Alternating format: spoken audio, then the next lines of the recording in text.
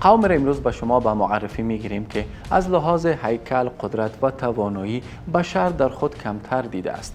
قومی که در درون و دل کوهها به ساختن قصرهای مجلل می پرداختند.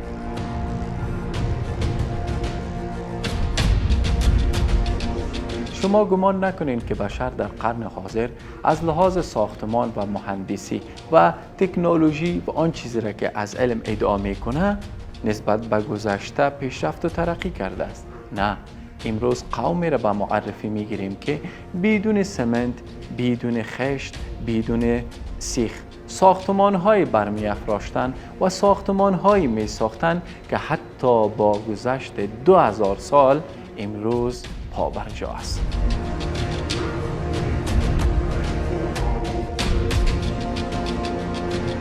آنها با وجودی که از لحاظ قدرت و نیروی بدنی و تراشیدن ساختمان‌ها در دل کوه چیره دست و قدرتمند بودند، باز هم بت‌هایی را پرستش می‌کردند و در برابر آن به سجده می‌رفتند. پیامبری از جمعشان به پا خواست و گفت: من فرستاده پروردگار جهانیان هستم. پیامبر به ایشان هشدار داد که به این ناقه یا اشتر نزدیک نشوید. اگر به آن آزار و اذیتی برسانین، الله متعال شما را شدید عذاب خواهد کرد. شمشیرها را از غلاف کشیدند، گفتند امروز صالح در بین ما امان نخواهد داشت. امروز سرش از تنش جدا می‌کند.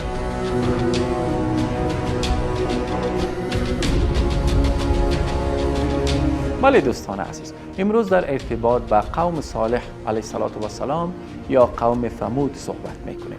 این قوم در کدام جغرافیا زندگی میکردند؟ پیامبرشان چی کسی بود؟ چه معجزات خواستند؟ چه فعل با پیامبر خود انجام دادند و سبب هلاکتشان چی بوده است؟ آیا منازلشان در قرن 21 یا قرن حاضر هنوزم پابرجا است؟ زیرا قرآن ما را دعوت میکنه که از این سرزمین های هلاک شده شما دیدن کنین و عبرت بگیرین. در این حلقه با همدیگر این موضوع را بررسی میکنیم.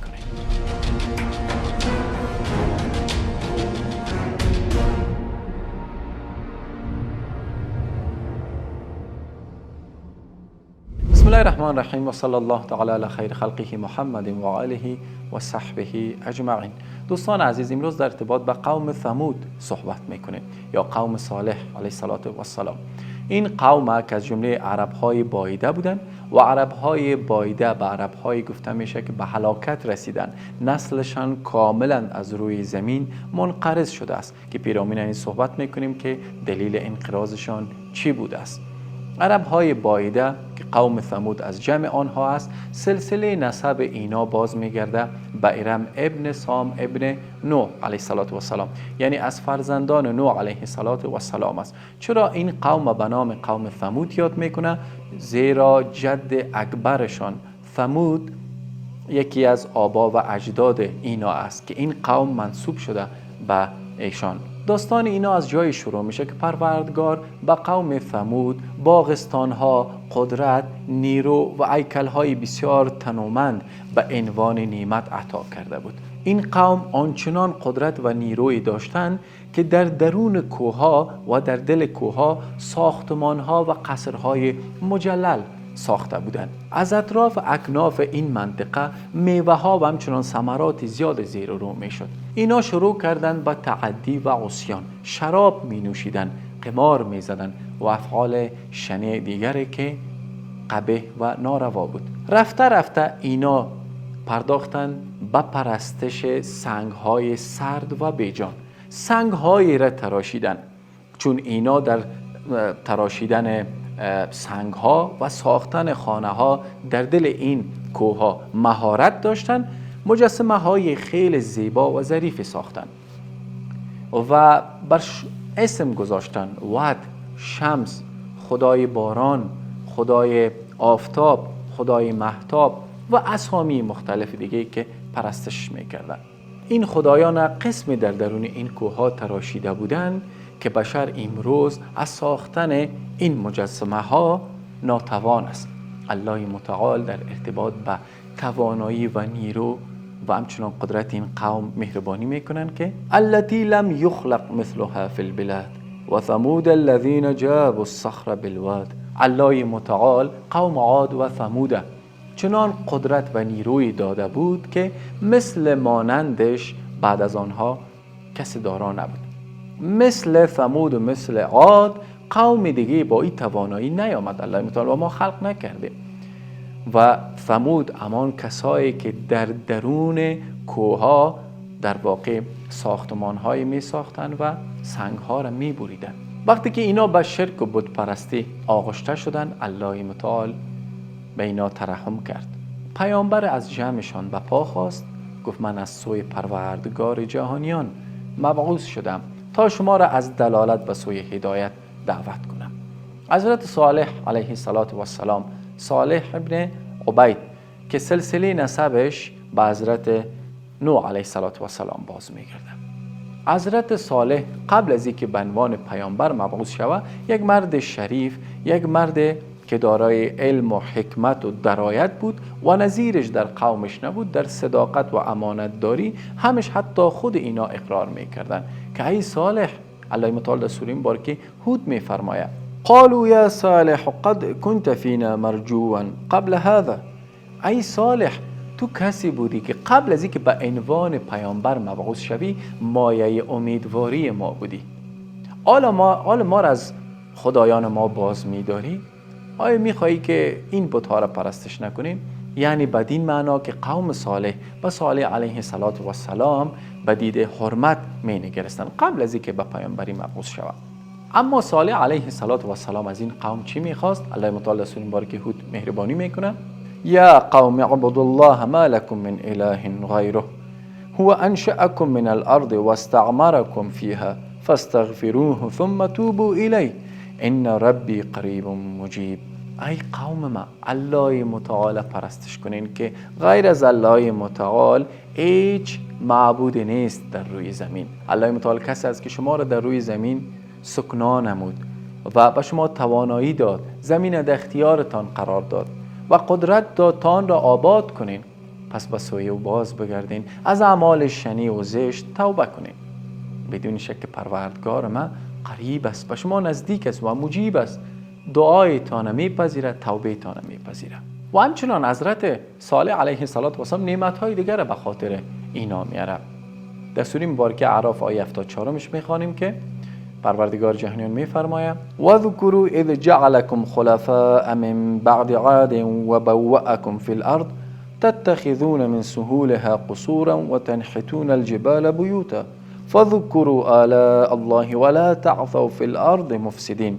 و به یاد آرید که الله متعال شما را بعد از قوم عاد در روی زمین جانشین قرار داد و در همواری‌هاش به خود قصرهای می ساختید، در دل کوه‌ها به خود خانه‌ها و قصرهای می تراشیدید. نعمت‌های الله متعال فراموش نکنید، در روی زمین به فساد بپا نشوید. حضرت صالح علیه السلام به این قوم این نصیحت‌ها را می‌کرد. این قوم بزرگانشان به گرد حضرت صالح علیه السلام جمع شدند و گفتند که ای صالح، اول فکر میکنیم که تو جادوگر هستی و این سخنها چیست که بر ما میگویی؟ اگر واقعا پیامبری پیش از این ما تو را به دید حرمت مینگرستیم، نسبت به تو امید داشتیم، اینک رای گمراهی و دلالت در پیش گرفتی.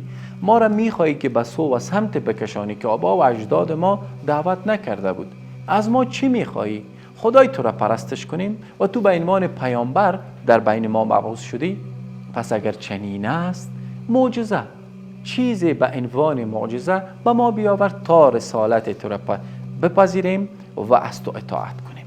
الله متعال در قرآن سوره مبارکه شعراء چی زیبا میفرماید؟ قالوا انما انت من المسحرین ما انت الا بشر مثلنا فأت بآیة ان کنت من الصادقین. ای صالح، گمان میکنیم که تو جادوگر هستی و اگر واقعا پیامبر خدا هستی بر ما معجزه‌ای بیاور، یک نشانه‌ای بیاور. حضرت صالح علیه السلام فرمود به این قوم که معجزه و نشانه چی باشد، چی میخواین؟ گفتن یک ماده شتر یک ماده اشتر ناقه از درون این کو بیرون شود. صفات و ویژگی های داشته باشه. صفتش این باشه باردار باشه، در جلو چشمان ما چوچه بده و همچنین شیرده باشه، تمام این قریه را شیر بده و شیرش خشک نشه. بعد به خدای تو بر رسالتت ایمان میاریم. الله مثال در سوره مبارکه شعراء میفرماید قال هذه ناقة لها شرب ولكم شرب یوم معلوم. الله متعال این معجزه را که از حضرت صالح خواستن مورد استجابت قرار داد و گفت این اشتری که شما خواستید، زمین لرزید، کو لرزید و از روزنه این کو یا از سوراخ از این کو ماده اشتر بیرون شد. دفعتاً چوچه زایید و بعد تمام اهل قریه را شیر میداد. اما چای آب که در این قریه در واقع موجود بود یا در این محل، صالح علیه السلام گفت آب این قسمت میشه، تقسیم میشه. یک روز شما اهالی این منطقه از این چا آب ببرین و یک روز هم بگذارین که ماده اشتر آب بنوشه. در روزی که این ماده اشتر آب می نوشه، در بدلش به شما شیر میده. الله متعال در سوره مبارکه شعراء که تلاوت شد میگه این اشتر است به عنوان معجزه به شما، پس یک روز این آب میخوره و یک روز اهل قریه آب میبره. ولا تمسوها بسوء فیأخذکم عذاب یوم عظیم. پس ببدی به این ماده اشتر نزدیک نشین، او را آزار ندین، اذیتش نکنین، او سواری نبرین، او را داغ نکنین که عذاب دردناک شما را میگیره. این قوم لجوج شروع کردن با آزار و اذیت این ماده اشتر، او را داغ میکردن، آزارش میدادن، بهش سواری میبردن. حضرت صالح علیه السلام فرمود در سوره مبارکه نمل میخوانیم قال یا قوم لم تستعجلون بالسیئة قبل الحسنه لولا تستغفرون الله لعلكم ترحمون. ای قوم، شما را چی شده است که به بدیها قبل از نیکی عجله دارین؟ چرا این ماده اشتر آزار اذیت میکنین؟ چرا توبه نمیکنین، به سوی پروردگارتان باز نمیگردین؟ باشد که بر شما رحم کنه. بعد این قوم لجاجتشان روز به روز زیاد شد. آهسته آهسته ضعفا و طبقه ناتوان قوم ثمود بر رسالت حضرت صالح علیه السلام ایمان آوردن. بعد بزرگان این قوم چون دیدن که این ضعفا و صالح ایمان آوردن، اینا را شکنجه میکردن و میگفتن که آیا شما به صالح ایمان دارین؟ صالح بشر از به مثل شما. بزرگ از جمع اینا گفت اگر ما صالح را همچنان بگذاریم که دعوت کنه و مردم تبلیغ کنه، شاید جمع از ما نیز به او بپیونده. امروز ضعفا و ناتوانا در مجلسش است، فردا ممکن که اشراف قوم به صالح یک جا شود. بنابراین شطور صالح را پی کنین و به تعقیبش خود صالح را بکشین. و جماعت از این ضعفا را جمع کرد و گفت قال الملأ الذين استكبروا من قومه للذين استضعفوا لمن آمن منهم أتعلمون أن صالحا مرسل من ربه قالوا إنما بما أرسل به مؤمنون قال الذين استكبروا إنا بالذي آمنتم به كافرون. بزرگان این قوم به اینا گفت آیا شما واقعا بر رسالت صالح و به پیامبریش باور دارین؟ گفتن بله، آن چیزی را که صالح با خودش آورده ما به او ایمان داریم. این کسانی که بزرگان این قوم بود و متکبر بودن، استکبروا، الله متعال تکبر ورزیدن، گفتن آن چیزی که صالح بدان شما را دعوت کرده و شما به او ایمان آوردین ما کافریم. از روی استهزا و تمسخر این را گفتن. بعد شقی ترین اینا به پا خواست. اگر چند در ارتباط به این موضوع روایات هست، با او در همه دیناری دادن و یا زن آمد، زن رکو سالیان متمادی این فرد دوست داشت و در روایت اسمش قدار ابن سالف نام بردن. زن گفت که تو مرا سالیان متمادی دوست داشتی، اگر شطور صالح را پی کردی من خودت تسلیم تو میکنم. و همچنان گفتن که مبلغ بر از او به عنوان اجوره پیشکش کردن. شقی ترین این جماعت به پا خواست، شمشیر به دست گرفت و در تاریکی شب به پای شتر برآ افتاد. پالید شتر، همه جا را جستجو کرد، تا بامداد یا تا دم صبح شتر را پیدا نکرد، تا این که شتر صالح را در کنار مزرعه یافت. با یک ضربت شتر را از پا در آورد و اون چوچه شتر زمانی که این حالت دید که مادرش از پا افتاده و در خون غلط میزنه، دوان دوان به سمت کو رفت و داخل از همان روزنه کو گویا که بیرون شده بود و به همانجا دوباره داخل شد. خبر به صالح علیه السلام رسید. صالح علیه السلام گفت ای قوم، شما بسیار سرکش هستین، بسیار لجوج هستین، الله بدون شک شما را هلاک خواهد کرد. کسی از جمعشان به پا خواست، گفت ای صالح، عذاب را که وعده می کردی چی شد؟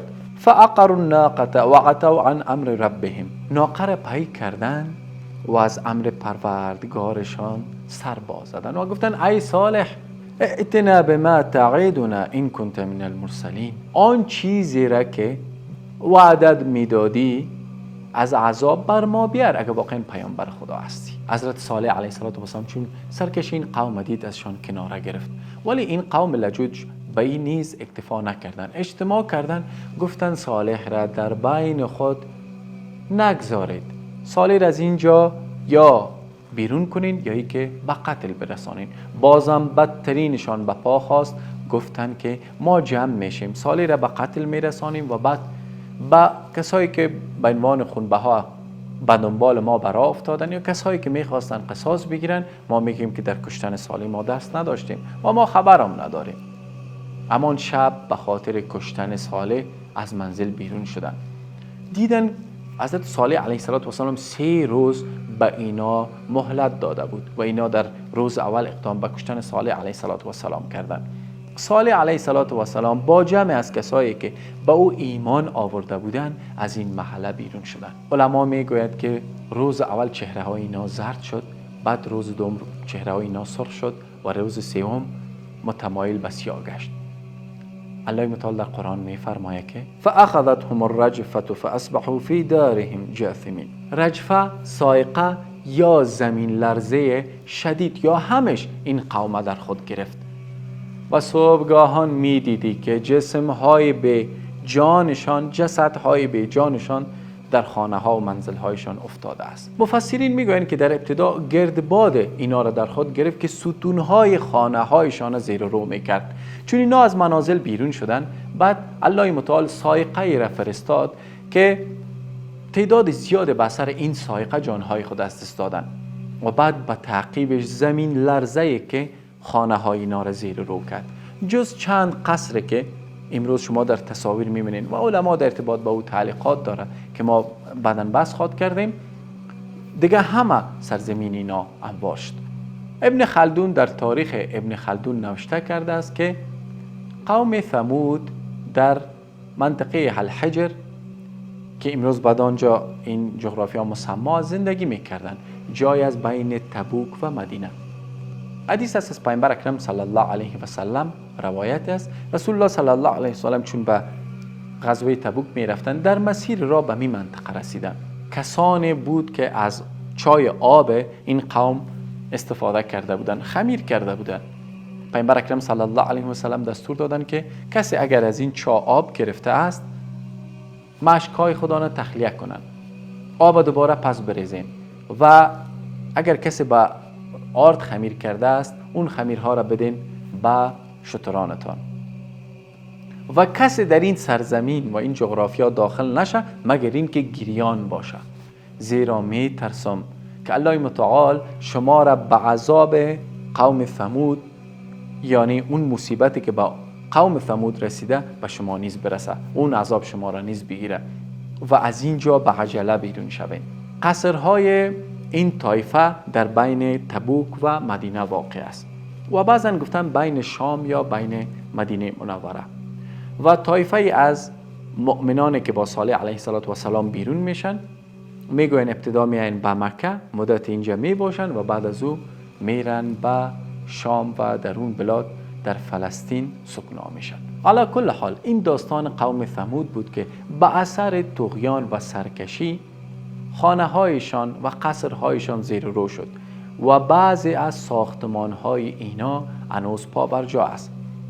اگرچه جمع از مورخین بدین نظر هستند که قصرهایی که امروز در مسیرهای مدینه و تبوک قرار دارند بیشتر به ساختمان های دلالت میکنه که اینجا قبل از ثمود افراد اشخاص دیگه زندگی میکرد و با اونها ارتباطی نداره و بعضا میگن اینجا جایی بوده که اشراف از مناطق مختلف دیگه میاردن مرده های خدا را دفن میکردن، یعنی ساختمان هایی که در درون اون در واقع جسدهای اشراف زادگان دفن میشد. بعضی مورخین در ارتباط با این موضوع نوشتن که این منطقه اگرچند در ابتدا با واسطه قوم ثمود ساخته نشده، ولی قوم ثمود در شگوفای این منطقه و همچنان باغستان ها و تاکستان ها نقش برازنده داشتن، یعنی این منطقه را انکشاف دادن و در ابتدا اینجا خیلی سرسبز بود. اما در که از حدیث پیامبر اکرم صلی الله علیه و سلم نیز منقول است که جزیره عرب به نزدیکی قیامت دوباره سبز میشه و با تراوت میشه، یعنی با یکی از معجزات پیامبر اکرم صلی الله علیه و سلم نیز دلالت میکنه. امروز این منطقه یک منطقه صحرایی و منطقه خشک است، ولی مورخین و زمین شناسان میگن که روز اینجا سرسبز بوده است، آباد بوده است و جماعت های مختلف در آن زندگی میکرد و نزدیکی قیامت دوباره این منطقه سرسبزی خدا باز خواهد یافت. دوستان عزیز، برنامه بعد در ارتباط با کدام پیامبر باشه حتما در کامنت بنویسین و فراموش نکنین که چینل را سابسکرایب کنین و دوستانتان نیز دعوت کنین. و السلام علیکم.